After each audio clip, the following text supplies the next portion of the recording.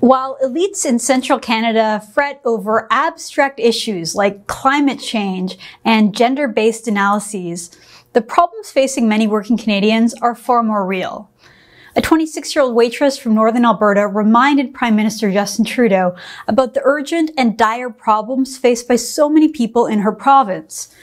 As you probably saw, Trudeau was recently defending his reprehensible bill, Bill C-69, which inserts identity politics and radical feminism into the pipeline approval process. And he took a cheap shot at hardworking men in the construction industry. Watch this. You might not say, oh, what does a gender lens have to do with building this new highway or this new pipeline or something? Well, there are gender impacts. When you bring construction workers into a rural area, there are social impacts because they're mostly male construction workers. How are you adjusting and adapting to those? That's what the gender lens in GBA plus budgeting is all about. Now, in response to Trudeau's boneheaded comment, the 26-year-old waitress from Grand Prairie, Alberta, named Sarah, wrote a scathing rebuttal on Facebook that has been shared almost 60,000 times. She says that as a woman living in one of these rural areas, she can attest to the social impact of men working in the energy industry coming to her town. Quote, "Because of these men, I was able to go grocery shopping and get everything on my list. I didn't have to stand at the checkout line and figure out what to put back. I was able to fill up my tank at the gas station, not just $20 to get by. I was able to live comfortably in an apartment knowing my bills were paid on time and I wouldn't have to worry about choosing between the water or electric bill. When these men leave, we have to cut staff. We have to tell someone they can't help support their families. They have to tell their kids they can't afford extracurricular activities such as hockey, soccer, etc." Unquote. Instead of assuming that blue-collar men are sexual predators, Trudeau should try putting himself in their shoes. When was the last time Justin Trudeau had to worry about buying food for his family, heating his home during a cold Canadian winter, or worrying about how to pay for his kids to play hockey or soccer? Well, that's a trick question, of course, since Justin Trudeau was born both rich and famous.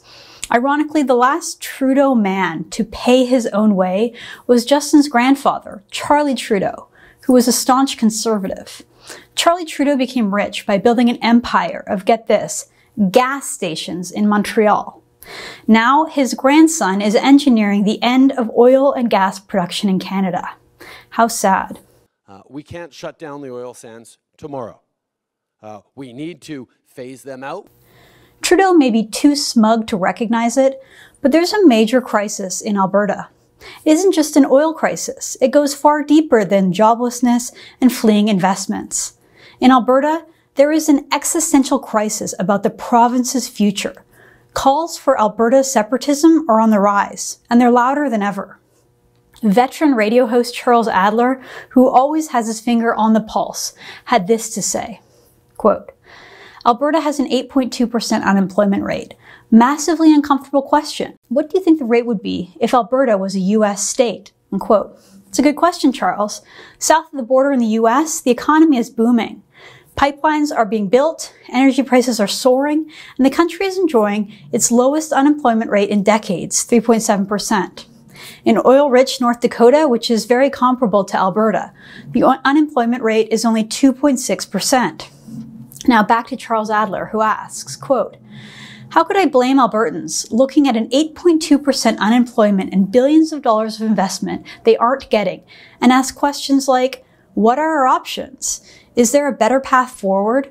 Is our powerful connection to Canada much more about our past than our future? As a Canadian patriot, I wish I didn't have to ask," unquote.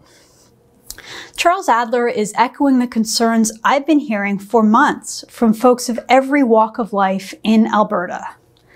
Under Justin Trudeau's leadership, many Albertans just simply don't feel at home in Canada. They don't feel like they have a voice. They don't feel like they matter.